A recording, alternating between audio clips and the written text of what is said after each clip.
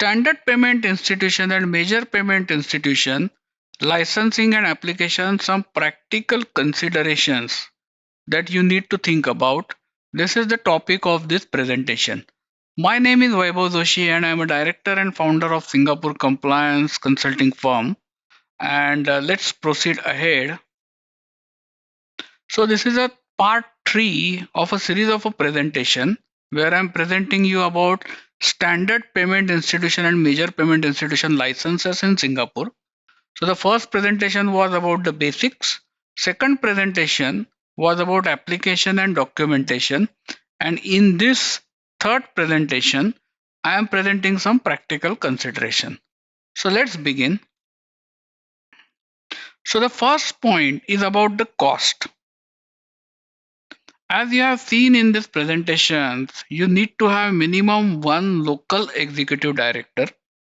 That means the person must be at least a Singapore citizen or a permanent resident and in an executive capacity. Or alternatively, you need to have one person who is the employment pass holder, who is the executive director of the company, and one non-executive local director who is a Singapore citizen or a permanent resident. Normally, nominee directors in these situations will not work because these two people, either one person who is a local or one EP plus one local, has to sign the licensing conditions. So nominee directors normally will not take this kind of risk. In addition to that, you also need one compliance manager. Now, if you already have a compliance arrangement, if you are from some other foreign country expanding into Singapore, it's not a problem. But if you are a startup, then normally you will need to recruit a separate person for the compliance manager position. In addition to that, you also need to have your own dedicated office space. Now, office space is not very costly, like $2,000 or so, you can get a reasonable office. But if you consider the salary of these people, directors, and compliance manager, then you can understand that you are going to incur a reasonable amount of cost here. In addition to this, during the license application procedure, you need to create a lot of policies and documentation, which also is going to cost you. Either you are going to engage a lawyer firm or a firm like ours, or you might want to do it internally in-house for yourself, which is normally not recommended. So the amount that you need to pay to the external consulting company, you need to factor in. In addition to this, you also need to carry out internal audit of compliance function every year. So that cost also you will have to consider. So even if you are a startup, authorities will typically like to see a good amount of funding being secured. You need to have a proper structure and setup for different duties and segregation of duties in your organization. If you are a bootstrap organization, very short of funds, then maybe generally Singapore license, payment services license may not be for you, unless of course you have your own funds which can satisfy all these requirements. Now the next point comes about is the key people. So as again I mentioned, you need to have a local director or at least a foreign director plus a local director who will be signatory to the licensing condition, and they have to satisfy fit and proper criteria. Monetary Authority of Singapore has already given a guideline or notice on fit and proper criteria, which is quite extensive. So you need to ensure that the people you are recruiting for the director's position really satisfy this requirement. Similarly, the compliance manager who you are recruiting must have right experience and background to justify his role and duties. Additionally, you also need to have setup which is compliant with the policies that you have written. For example, in your TRM policy, you might have written that there will be a CTO, Chief Technology Officer, who will be responsible for whatever, maybe A, B, C, D points. In that circumstances, your setup needs to have the CTO position, and that position should be filled up with a right quality person. So moving on to the next slide, the next concept is of retail versus accredited investors. So what is an accredited investor? Accredited investor typically is a high net worth individual whose net worth exceeds 1 million Singapore dollar, excluding his dwelling house, the value of his dwelling house. So when you are dealing only with accredited investors, authorities typically take a lenient view because what they expect is that accredited investors are typically well informed and they have necessary means to engage lawyers, consultants, financial advisors, whatever it is, to take the right decision. But when a business starts interacting with retail investors, so retail investors means any normal person on the road, when they start interacting with them, authorities typically take a stricter view of your business in terms of compliance.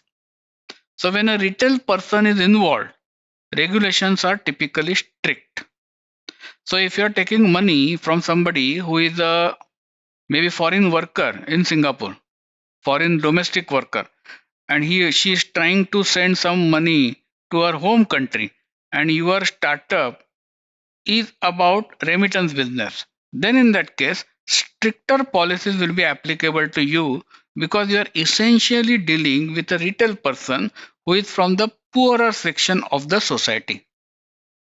Now, what happens is most of the organizations obtaining license under Payment Services Act usually take or hold money of the retail population, and therefore the policies for them or scrutiny for them tend to be strict. So you need to keep this point in your mind. So moving on to the next slide then, the question is about whether to use external consultant for license application or to do it in-house yourself.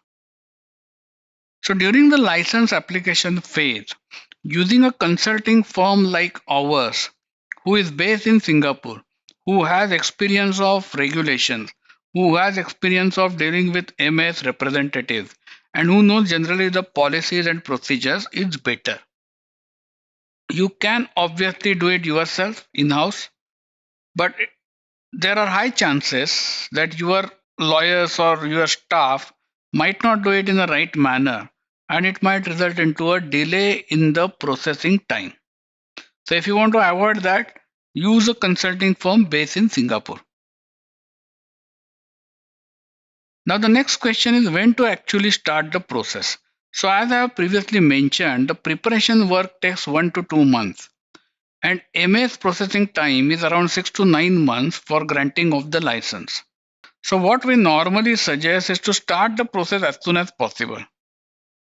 If you are in the development phase, but if the product is already coming to the end, you can start the process so that by the time you are ready, your license is also getting ready. Now here are some of the frequently asked questions on this topic. So let's handle those. First question is what happens if the person changes? Is the form reset? In the sense, you have decided to have one director.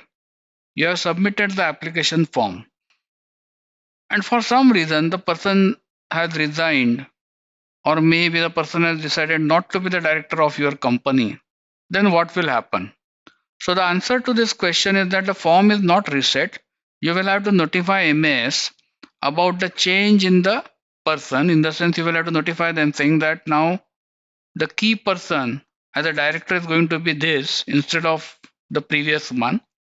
And it might add a couple of weeks to the processing time, but it doesn't reset the entire form. So it is not something like you are starting from the beginning.